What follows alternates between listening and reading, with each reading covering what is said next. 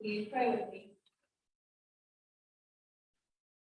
May the words of my mouth and the meditations of all our hearts be acceptable to you, O God, our rock, our refuge.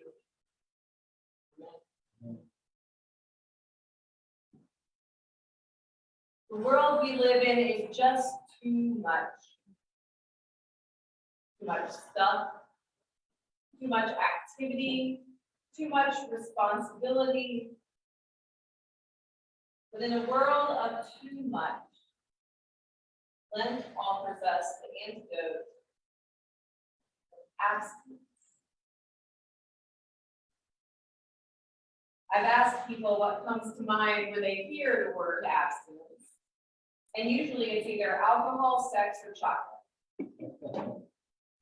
And indeed, all three of these things are things that people choose to abstain from personally, permanently, or for a period of time.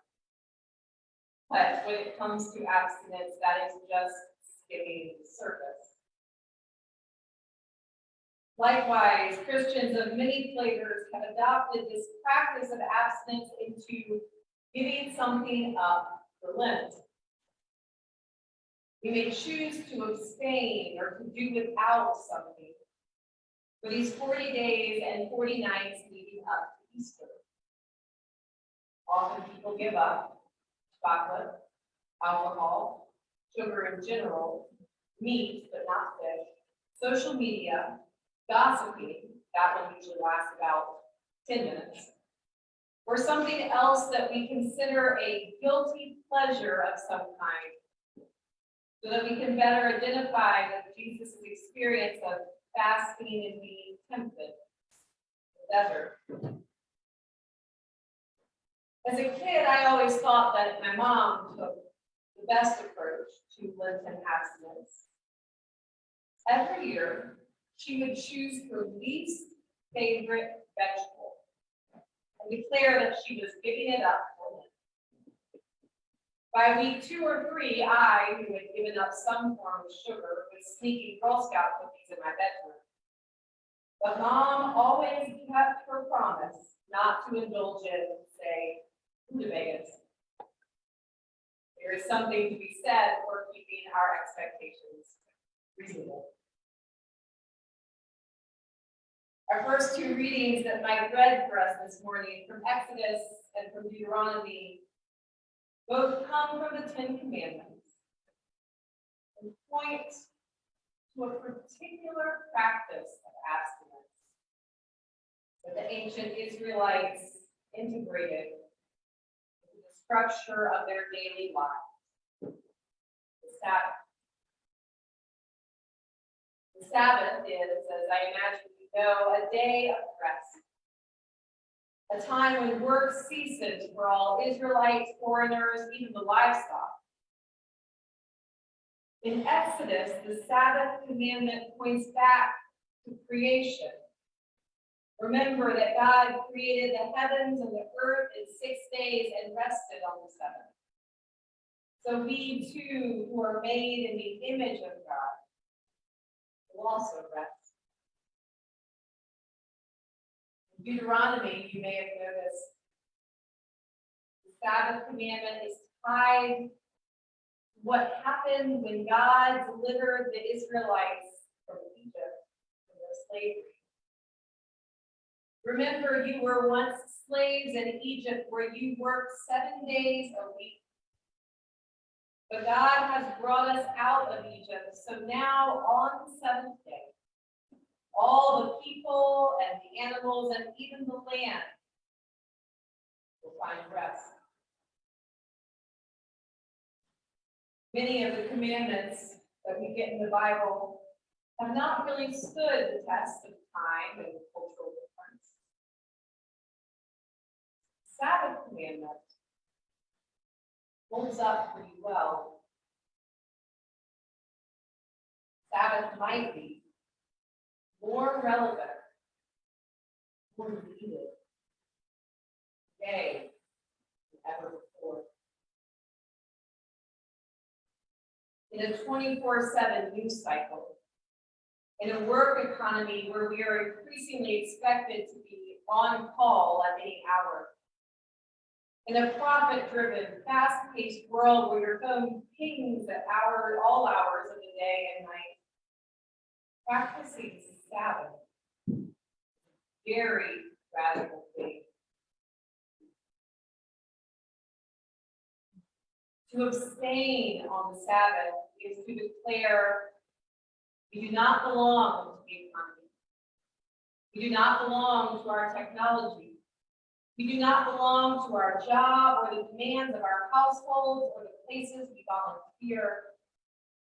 Ultimately, we do not even belong to our family, our friends, or our church. We belong to God. So we will rest and remember what God has done for us. I must be honest with you, when it comes to Sabbath keeping, I am quite a hypocrite. I will laud its benefits all day long, but I deeply struggle to practice it in my own life.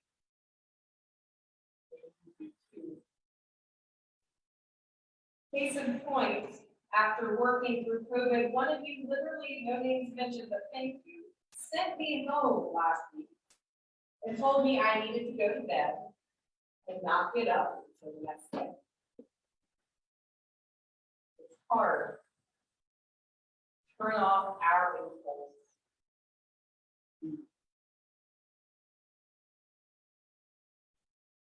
I do try to practice Sabbath imperfectly.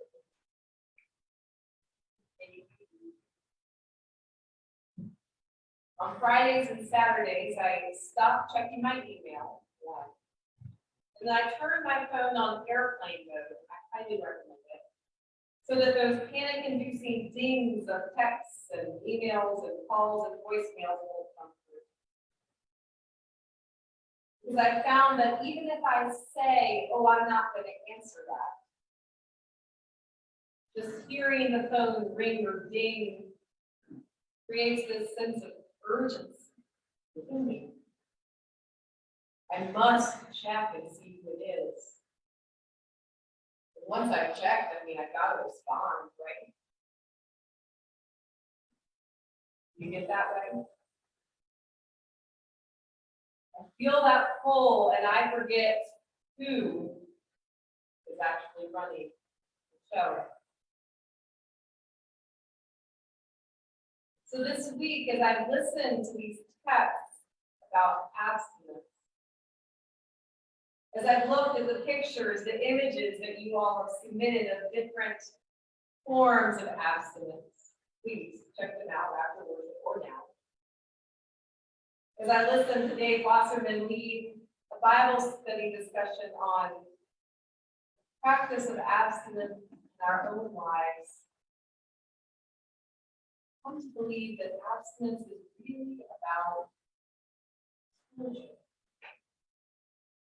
Stewardship of our time, our energy, our attention. Time, energy, and attention. These are our most valuable resources. They are so finite and so in demand. Abstinence, stewardship,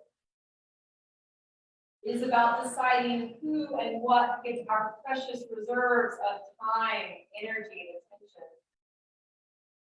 And about carving out times in our lives when we let go temporarily everything else around us. We can talk about to direct our time, energy, and attention to God.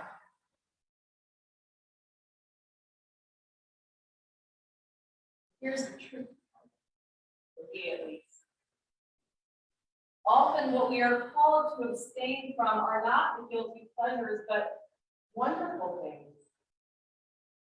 Listen to the devil tempting Jesus in this morning's gospel reading. In a world where people are hungry, who wouldn't want to turn stones into bread? In a world where evil kings exploit their people, why wouldn't Jesus take the power to have all nations bow down to God's reign of love and justice? In a world where God's people so often feel abandoned by our Creator, where we cry out, "How long, O Lord?"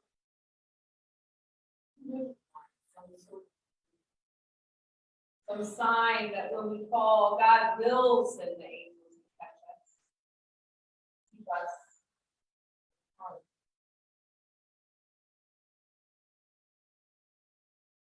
Temptations that Jesus must resist are not temptations to evil. They are the far more enticing temptations, lesser goods. Maybe that's why I struggle so much with Sabbath. Because I love my work. Because what I do feels good and purposeful. So why on earth would I want to stop doing that good, happy thing? But that's the secret, isn't it? Abstinence is about saying no to things that are good, so we can leave room for the ultimate good. The giver of all good gifts, the one from whom all blessings come. Abstinence means letting ourselves feel empty, even uncomfortably so that there is space in our hearts, in our attention span, in our routines, in the presence of God. The world of constant demands and too much everything. Simply press pause. We open ourselves up to delightful surprises.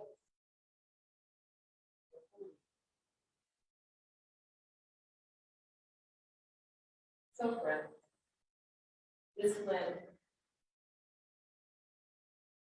let's practice that kind of abstinence. Let's relish our lives. Let's enjoy our food, our drink. Let's engage deeply in our work and the things that fill our days. Let's give ourselves over to those good things that God has created in this world for pleasure and joy. And then, let us pause. Maybe once a day, maybe once a week. Let us stop, rest. Maybe share a technology-free meal with your family. Maybe light a candle, sit quietly, pray, take a nap.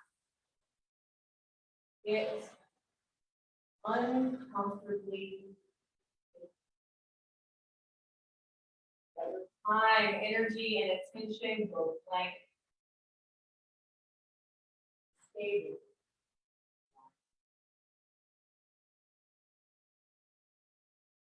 The world we live in is indeed too much. But we can stop, rest. It's be about